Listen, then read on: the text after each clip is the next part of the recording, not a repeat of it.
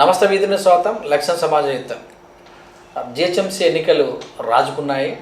మరి దుబ్బాకలో ఆల్రెడీ రాజకీయ వేడి పుంజుకుంది.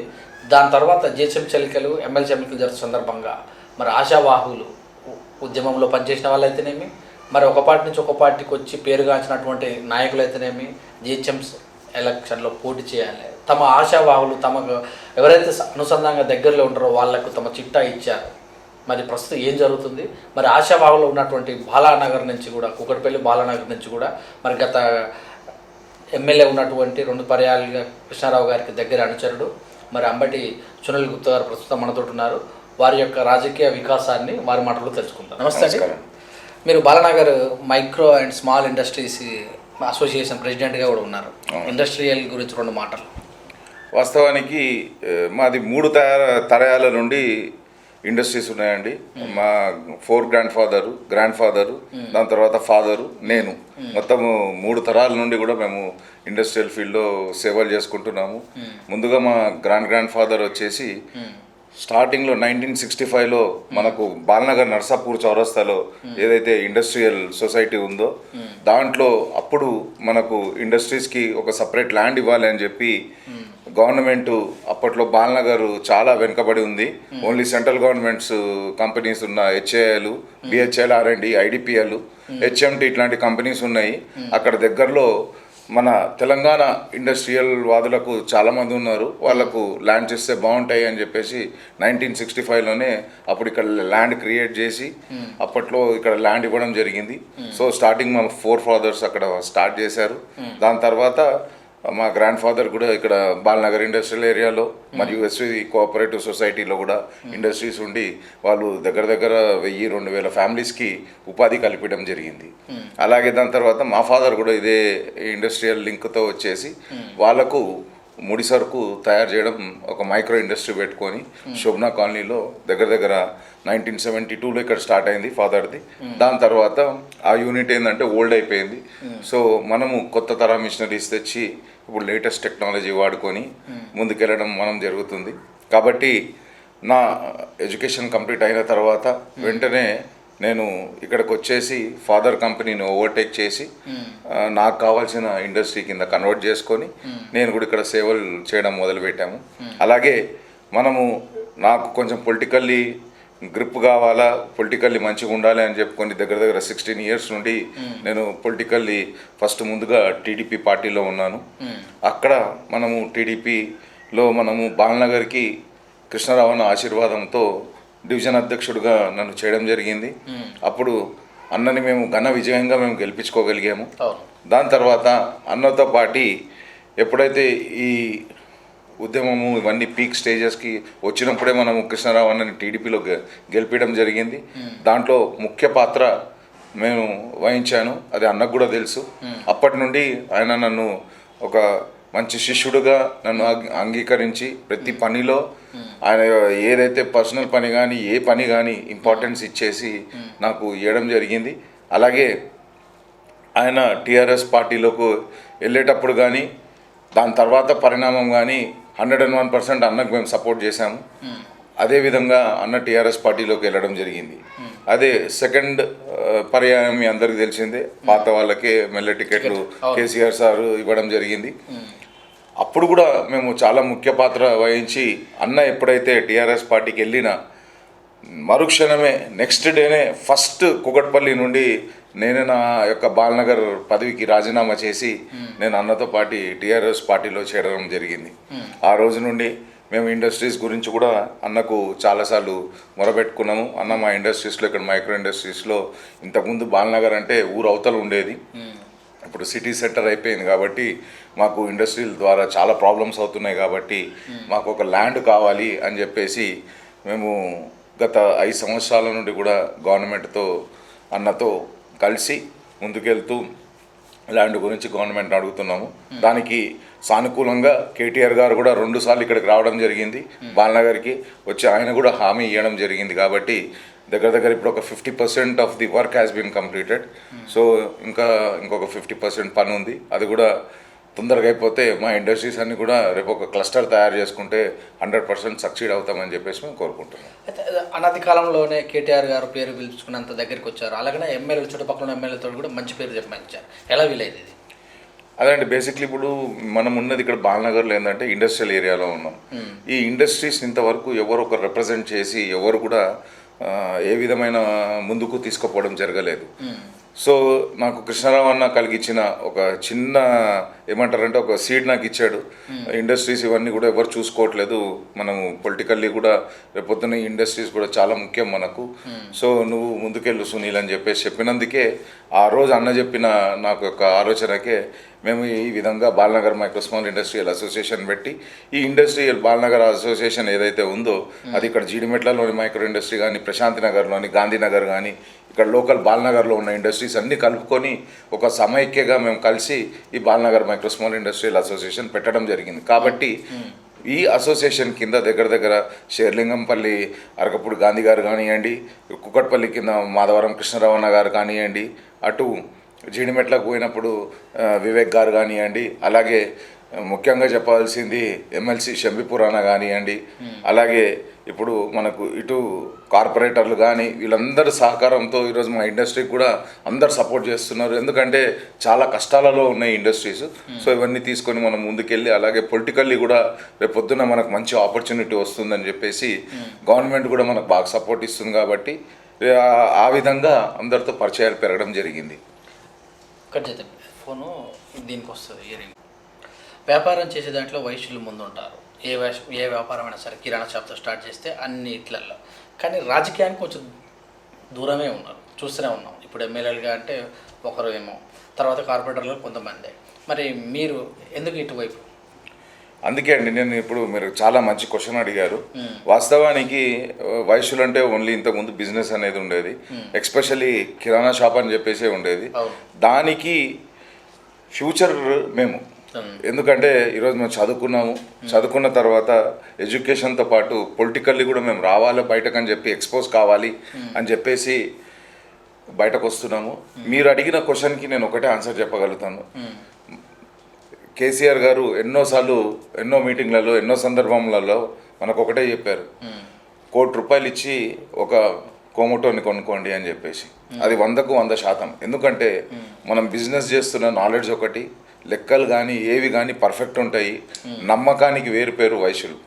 సో అదే విధంగా కేసీఆర్ గారు ఆ మాట ఎన్నోసార్లు చెప్పినందుకు కూడా ఆయనకు ఎంతో ధన్యవాదాలు చెప్పాలా. అలాగే సంతోషమైన వార్త ఏంటంటే ఈ మధ్యకాలంలో చైర్మన్లు ఇచ్చిన దాంట్లో మన దామోదర్ గుప్తా గారు కానీ ఇట్లాంటి కొంతమంది నాయకులకు ఛాన్స్ ఇచ్చినందుకు సంతోషం. కానీ మీ ఛానల్ ద్వారా మేము కోరుకునేది అటు గవర్నమెంట్కి కానీ వేరే పార్టీలకు కానీ మేము కోరుకునేది ఏంటంటే వైశ్యులకు కూడా మీరు అవకాశం ఇవ్వాలి. ఎందుకంటే పాపులేషన్లో మంచి స్ట్రెంత్ ఉన్న నాయకులుగా ఎదగాలి అంటే ఇప్పుడు పార్టీలే ఇప్పుడు ఛాన్సులు ఇస్తే రేపు పొద్దున చాలామందికి ఛాన్సెస్ వస్తాయని చెప్పి నేను అనుకుంటున్నాను. అయితే మొత్తం మీద చూస్తే బాలనగర్ డివిజన్లో మీకంటే ఒక స్థానాన్ని ఏర్పాటు చేసుకున్నారు డివిజన్ ప్రెసిడెంట్గా ఉండి. ఈ బాలనగర్ పైన మీకు ఎంతవరకు ఉంది అవగాహన?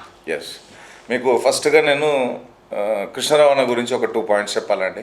ఎందుకంటే అనుకున్నది సాధించే వ్యక్తులలో నేను ఎంతోమందిని చూశాను రాజకీయ నాయకుల్ని, కానీ దాంట్లో మాధవరం కృష్ణరావణ లాంటి చాణక్యుడు ఎవరు లేడని చెప్పాలా. ఎందుకంటే చిన్న ఎగ్జాంపుల్, 65 సంవత్సరాల నుండి ఒక బ్రిడ్జ్ కట్టడానికి ఎవరితో కూడా కాని పనిని కృష్ణరావు అన్న నా ఆధ్వర్యంలోనే ఆ రోజు మేము డివిజన్ అధ్యక్షుడిగా ఉండే బాలనగర్కి మన ఆధ్వర్యంలోనే ఫస్ట్ ఫోన్ చేసి, సునీల్ నువ్వు ఏం చేస్తావు నాకు తెలియదు, వెంటనే శోభనా సెంటర్ దగ్గర మనకు ఒక స్టేజ్ లాంటిది ఏర్పాటు చేయాలా, అందరు ఆఫీసర్లు వస్తున్నారు, మినిస్టర్లు వస్తున్నారు అని చెప్పేసి ఫోన్ చేయడం జరిగింది.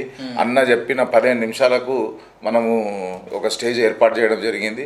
ఆ స్టేజ్కి వచ్చేటప్పటికి నేను ఆశ్చర్యపోయాను. హెచ్ఎండి ఆఫీసర్లు వచ్చారు, జిహెచ్ఎంసీ ఆఫీసర్లు వచ్చారు, అలాగే మినిస్టర్ అప్పుడు R&B మినిస్టర్ అయిన తుమ్మల నాగేశ్వరరావు గారు వచ్చారు, దాని తర్వాత ఎంపీగా ఉన్న మల్లారెడ్డి గారు వచ్చారు. వీళ్ళందరూ హుటాహుటిగా వచ్చేసి ఆ రోజు ఆ స్టేజ్ కింద కూర్చోవడం జరిగింది.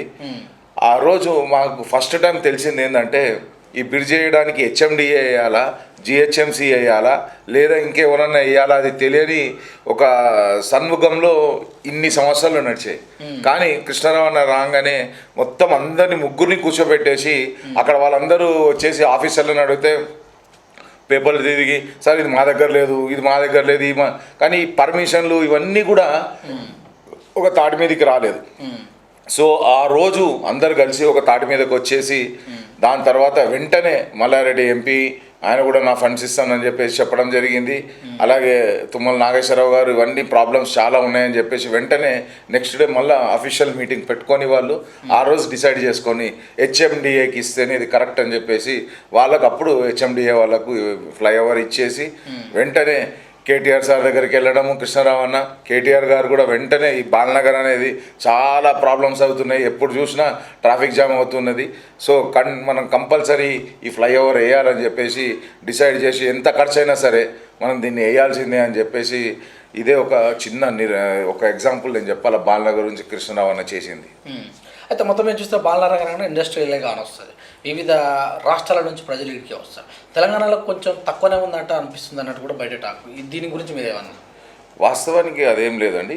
మనము 101% ఇక్కడ నుండి ఇది ఒక చిన్న mini India. Balanagar is nothing but ఒక మినీ ఇండియా. ఎందుకంటే అన్ని రాష్ట్రాల ప్రజలు ఇక్కడ ఉంటారు. సో ఇంకోటి మన తెలంగాణ కల్చర్ కూడా ఒకటి అందరికి తెలుసు. మనం అందరినీ అతి తొందరగా మనం కలుపుకొని ముందుకెళ్ళే దాంట్లో మనం ముందుంటాం. కాబట్టి బాలనగర్ ఒక ఎగ్జాంపుల్ చెప్పుకోవచ్చు తెలంగాణలో ఎట్లా కలిసి ఉంటారు అనేది. సో ఆ కల్చర్ని మనం ముందుకు తీసుకుని వెళ్తున్నాం. అయితే మొత్తం మీద చూస్తే బాలనగర్ డివిజన్ ఈ యొక్క 2016 ముందే ఏర్పడింది ఇక్కడ. మరి డెవలప్మెంట్ విషయంలో మీ ఎమ్మెల్యే గారు ఎలాంటి చర్యలు తీసుకున్నారు? 101% అండి. ఇప్పుడు ఇంకొక ఎగ్జాంపుల్స్ కొంచెం చెప్తాను. సాయినగర్ ఉంది, మాది కాలనీ ఉంది ఒకటి. ఆ కాలనీలో ఒక పాడుబడ్డ బావి ఉంది. ఆ బావిని ఏం చేద్దాం సునీల్ అని చెప్పేసి మేము అందరం డిస్కషన్స్ చేసుకున్నప్పుడు దీన్ని ఒక పార్కు, ఒక వాకింగ్ టాక్ చేస్తే చాలా బాగుంటుందన్న అని చెప్పడం జరిగితే దాంతోపాటు వృద్ధులకు ఒక చిన్న ఆఫీస్ టైప్ది కూడా మనం తయారు చేస్తే బాగుంటుందని చెప్పి సాయినగర్ ఓల్డేజ్ రూమ్ లాగా కూడా ఒకటి అసోసియేషన్ రూమ్ లాగా అది క్రియేట్ చేసి వాకింగ్ టాక్ తయారు చేసేసి ఒక పార్క్ తయారు చేస్తే జిహెచ్ఎంసీలో మనకు 2018లో బెస్ట్ పార్క్ అవార్డు వచ్చింది కాలనీకి. సో అట్లాంటివి కొల్లలు చేశాడన్న. దాని తర్వాత రోడ్ల గురించి మెయిన్ చెర్మండ రాజు కాలనీ నుండి రాజు కాలనీకి అవి చాలా ఓల్డ్ ఏరియాస్, అయితే డ్రైనేజ్ చాలా చిన్నగా ఉన్నది. సో దాన్ని ఫస్ట్ అన్న తీసుకొని వచ్చేసి పెద్ద పైపులు ఎట్టి పరిస్థితుల్లో మనం ఎంత ఖర్చు అయినా కానీ 280 కోట్లతో మీకు చెర్మండ రాజు కాలనీ నుండి మెయిన్ పైప్ లైన్ వేసుకుంటూ మెయిన్ రోడ్ వరకు కలిసేటట్టు పైప్ లైన్ వేసి కొన్ని రోజులు ఇబ్బందులు పడ్డారు, కొంతమంది తిట్టారు, ఏంది ఇన్ని రోజులు పడుతుంది అది ఇది అని చెప్పేసి తిట్టడం కూడా జరిగింది.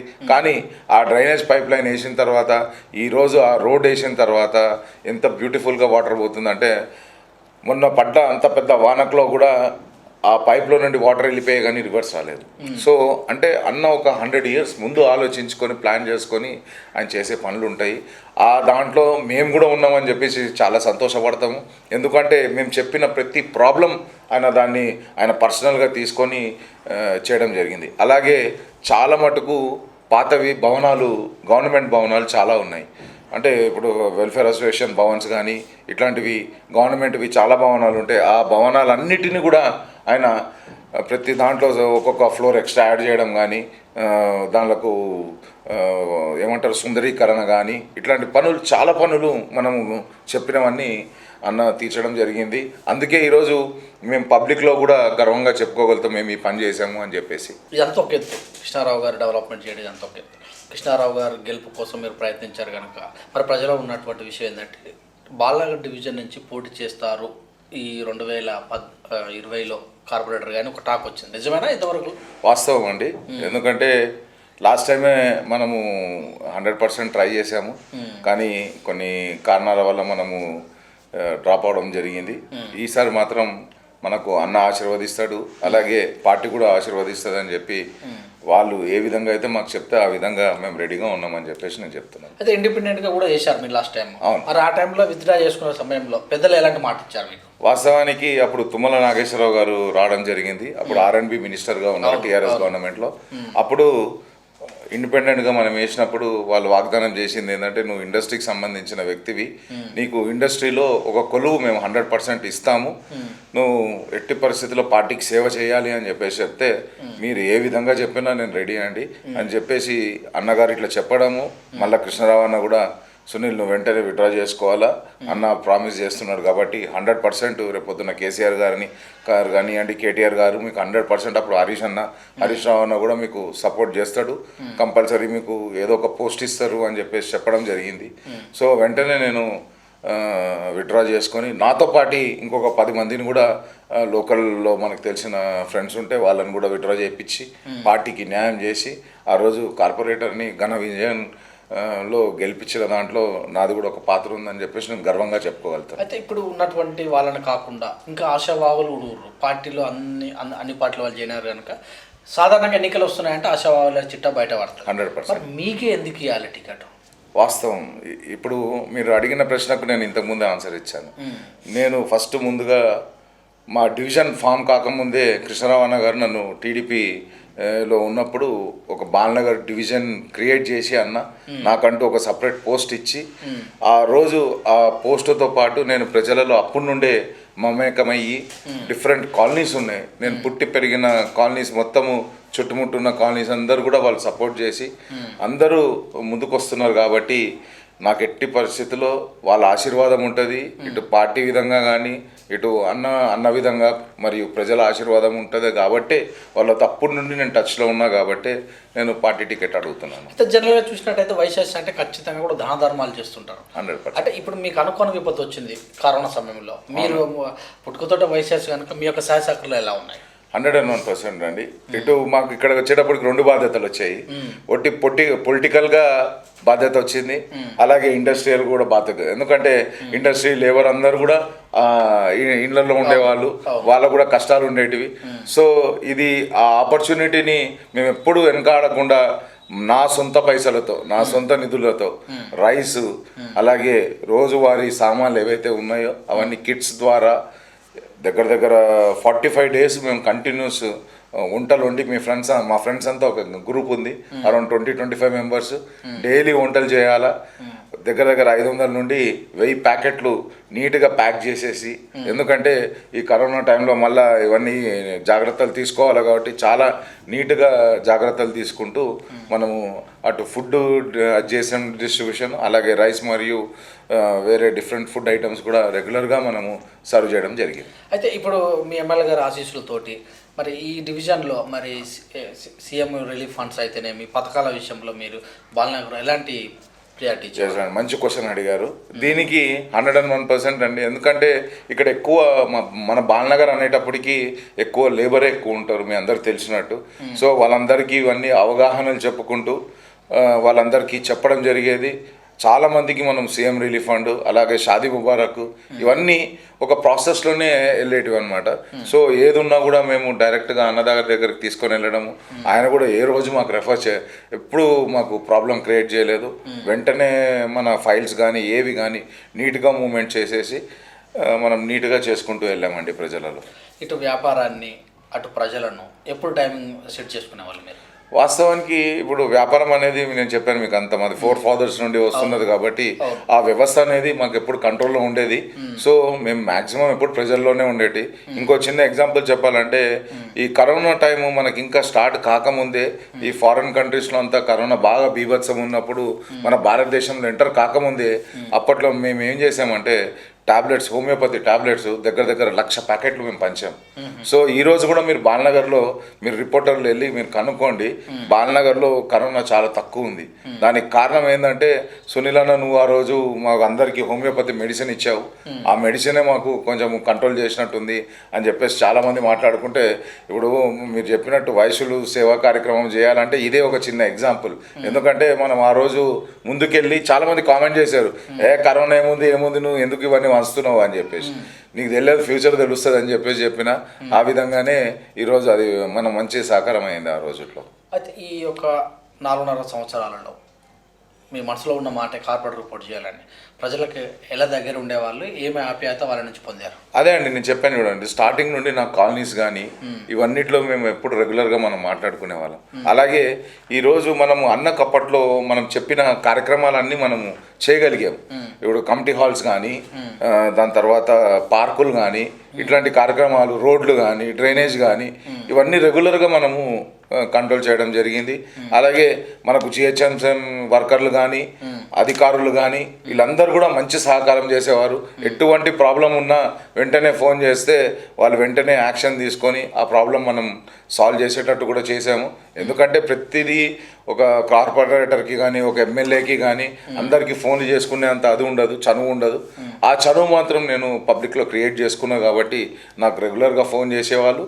ఎటువంటి పని అయినా మనం 100% చేసి పెట్టేవాళ్ళం. ఒక పక్క కార్పొరేటర్గా పోటీ చేయాలన్నప్పుడే బాలనగర్లో ఉన్నటువంటి సమస్యలన్నీ వెకరావు చేసుకోవాలి. మరి ఏం సమస్యలు ఉన్నాయి, మీరు ఏ సమస్య పైన ఎక్కువ ఫోకస్ పెట్టే అవకాశం? ఇప్పుడు నెక్స్ట్ వాస్తవానికి మనకు ఫస్ట్ ఫోకస్ చేసుకోవాల్సింది మా నాలా అండి, బాలనగర్ నాలా. అయితే దానికి ఒక విచిత్రమైన పేరు.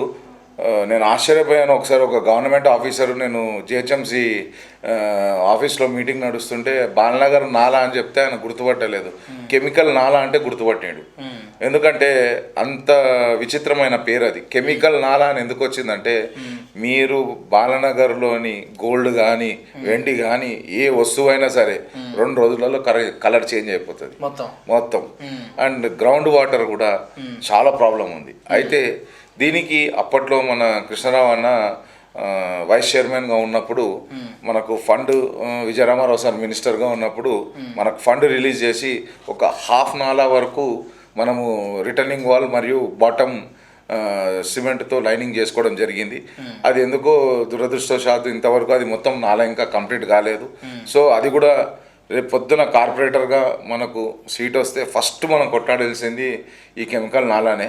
సో ఆ కెమికల్ నాలాని ఫస్ట్ ఎంత ఖర్చు అయినా సరే మినిస్టర్లతో మరియు కృష్ణరావు అన్నతో అలాగే అందరు పబ్లిక్తో కూడా మాట్లాడుకొని దాన్ని ఏ విధంగా మనం సెట్ చేస్తే బాగుంటుంది అని చెప్పేసి మనం దాన్ని కంప్లీట్ చేయాలని చెప్పేసి అదొక చిన్న కోరిక ఉంది చాలా రోజుల నుండి. అలాగే మొన్న తీవ్రమైన వానలు పడ్డాయి, మీ అందరికి తెలిసింది. అయితే హెచ్ఎల్ దగ్గర నుండి ఒక రిటర్నింగ్ వాల్ ఉంటుంది. ఆ రిటర్నింగ్ వాల్ కూలిపోవడం ద్వారా వాటర్ అంతా కాలనీస్లో ఎంటర్ అయిపోయింది. సో ఈ కాలనీస్లో కూడా వాటర్ ఎంటర్ అయిపోగానే చాలామంది నైట్ కూడా మేము అరౌండ్ 2:33 వరకు కూడా జిహెచ్ఎంసీ ఆఫీసర్లతో తిరుక్కుంటూ అందరికీ హెచ్చరిస్తూ అందరినీ కొంచెం చాలామందిని మనము వాల్యుబుల్ ఐటమ్స్ అయిన టీవీలు, ఫ్రిడ్జ్లు ఇట్లాంటివన్నీ కూడా మనం సేవ్ చేయడం జరిగింది. అలాగే చాలామంది వాటర్లో ఉన్నందుకు వాళ్ళకు పొద్దున్న నుండి పాలు కానీ ఇవన్నీ కూడా చాలా ప్రాబ్లం అయింది. అయితే నాతో పాటు చాలామంది నాయకులు ప్లస్ టీఆర్ఎస్ పార్టీ కార్యకర్తలు వీళ్ళందరూ కూడా కష్టపడి వాళ్ళందరూ నీళ్ళల్లో ఉన్నారు కాబట్టి వారి సేవా కార్యక్రమాలు వాళ్ళు చేశారు. సో మన ద్వారా మనం ఏంటంటే పొద్దున్న టిఫిన్లు అలాగే మధ్యాహ్నం లంచ్ కూడా వాళ్ళకి అరేంజ్ చేయడం జరిగింది. ఆ రోజు వాటర్ మనకు మనిషి ఎత్తులో ఉన్నా కూడా మేము భయపడలేదు. అదే నీళ్ళల్లో మనము పోయి సేవలు చేయడం జరిగింది. ఎందుకంటే ఒక గంట నీళ్లు తాగకుంటేనే మనం ఆగలేము. అట్లాంటిది పాపం వాళ్ళు రాత్రినంతా కూడా నిద్ర లేక చాలా ప్రాబ్లమ్స్ క్రియేట్ అయినాయి. కానీ ఆ వానకు మనం ఏం చేయలేము, చాలా పెద్దగా పడింది కాబట్టి ఆ వాన. సో దాన్ని మనం కంట్రోల్ చేసుకోవడానికి ఫ్యూచర్ ప్లాన్స్ పటిష్టంగా మనం ఏం చేయాలనేది ఆలోచించి చేసుకుంటే రేపు పొద్దున బాగుంటుందని చెప్పి నేను కోరుకుంటున్నాను. అయితే మీ తెలంగాణ ప్రభుత్వం ఎంతసేపు ఉన్న కళ్యాణ లక్ష్మి ఒకటి, షాదీ ముబారక్, అలాగే చూసినట్టయితే పింఛన్లు కూడా ఇస్తుంది. అదొక మీ యొక్క ప్రచారం మొత్తం కూడా దాని మీద నడుస్తుంది. మరి యువతను ఆకట్టుకుంటేందుకు మీ ప్రభుత్వం ద్వారా లబ్ధి చెందిన వాళ్ళ కోసం, ఈ బాలనగర్లో ఉన్నటువంటి యువత కోసం మీ ప్రణాళిక ఎలా ఉంటుంది? వాస్తవానికి ఇది ఇంకో మీరు మంచి క్వశ్చన్ అడిగారు. మీరు స్టార్టింగే నేను చెప్పాను, మేము ఒక క్లస్టర్ గురించి గవర్నమెంట్ దగ్గర కొట్లాడుతున్నాము. రేపు పొద్దున మా క్లస్టర్ వస్తే అండి, మేము 101% మీ ఛానల్ V3 ద్వారా నేను క్లియర్గా చెప్తున్నాను, మా క్లస్టర్ వస్తే దగ్గర 60,000 మందికి జాబ్ ఆపర్చునిటీ మా క్లస్టర్ ఇవ్వడానికి మేము రెడీగా ఉన్నాము. సో కాబట్టి గవర్నమెంట్తో కూడా ఈ మాట మేము చాలా గట్టిగా చెప్తున్నాం. ఏమని, రేపు పొద్దున మా ఇండస్ట్రీస్కి ఒక క్లస్టర్, మైక్రో క్లస్టర్ వస్తే 60,000 మంది జాబులు మా దగ్గర 100% ఇస్తాం. అయితే ఇంకొకటి మేము గ్యారంటీ ఇచ్చేది ఏంటంటే, ప్రతి ఒక్కరిని ఒక స్కిల్ మేము డెవలప్మెంట్ చేసి వాళ్ళని ఎడ్యుకేట్ చేస్తాం. రేపు పొద్దున ఆ క్లస్టర్లో వాళ్ళు పనిచేసి రేపు పొద్దున వేరే కంట్రీస్కి వెళ్ళడానికి కూడా వాళ్ళకి చాలా మంచి భవిష్యత్తు ఉంటుంది. కాబట్టి 100% మేము గవర్నమెంట్కి అదే చెప్పడం జరుగుతుంది. కాబట్టి అది నేను గ్యారంటీ చెప్తున్నాను. మా బాలనగర్లోని చాలామంది యూత్కి మేము సపోర్ట్ చేసుకొని 100% మేము క్రియేట్ చేస్తామని చెప్పేసి చెప్తున్నాను. అలాగే మనకున్న ఈ లింక్స్ ద్వారా మాకు రెగ్యులర్గా మాకు కొన్ని సోషల్ మీడియా ద్వారా మాకు మెసేజెస్ వస్తుంటాయి. మాకు ఈ జాబ్ ఆపర్చునిటీ కావాలా అది ఇది అని చెప్పేస్తే కూడా మా లోకల్ వాట్సాప్లో అందరికీ పెట్టి చాలామందికి అట్లా జాబ్ ఆపర్చునిటీస్ కూడా మనం ఇప్పించడం జరిగింది. మా టీం తరపున బాలనగర్ ప్రజలకు మీరేం చెప్తారు? ఒక్కటే నేను బాలనగర్ ప్రజలకు కోరుకునేది V3 ద్వారా రేపొద్దున నాకు గనక కృష్ణారావు అన్న ఆశీర్వాదంతో మరియు కేటీఆర్ మరియు కేసీఆర్ గారి ఆశీర్వాదంతో నాకు టికెట్ కనుక బాలనగర్ టికెట్ 120 డివిజన్ టికెట్ కనుక ఇవ్వగలిగితే 100% బంపర్ మెజారిటీతో నేను గెలిచి వాళ్ళ ముందర నా కోరికని తీర్చుకోగలుగుతానని చెప్పేసి నేను V3 ద్వారా కోరుకుంటున్నాను. Thank you sir, thank you very much. నిజంగా కూడా మరి మీరు చెప్తున్నటువంటి విషయాలన్నీ చూస్తే కూడా మరి మీకున్నటువంటి అనుబంధంతో మీకు ఖచ్చితంగా టికెట్ రావాలని మనస్ఫూర్తిగా మీరు గెలిచి ప్రజా క్షేత్రంలో ముందుండాలని మనస్ఫూర్తిగా కోరుకుంటున్నాం. ధన్యవాదాలు. Thank you. ఇదే మరి అంబటి సునీల్ కుమార్ గారు చెప్పినటువంటి విషయాలు. తన రాజకీయ ప్రస్తావన వైశ్యులు రాజకీయంగా ఎదగాలనే ఉద్దేశంతో ఇక్కడ ఉన్నటువంటి యువత అందరికీ కూడా క్లస్టర్ వచ్చినట్టయితే సహాయ సహకారాలు ఎక్కువ జరుగుతాయని, మరి నిన్న మొన్న జరిగిన కరోనా గురించి మరి వర్షాలు పడ్డ విధంగా తను చేసిన సహాయ సహకారాలు, తన రాజకీయ ప్రస్తావన అంతా కూడా తనకు మరి ఎమ్మెల్యే మాధవరం కృష్ణారావు గారితో ఉన్నటువంటి అనుబంధాన్ని కూడా మొత్తం తెలియజేశారు. చూసిన V3 న్యూస్ కెమెరామెన్ మహేష్తో మీ సురేష్ దండు.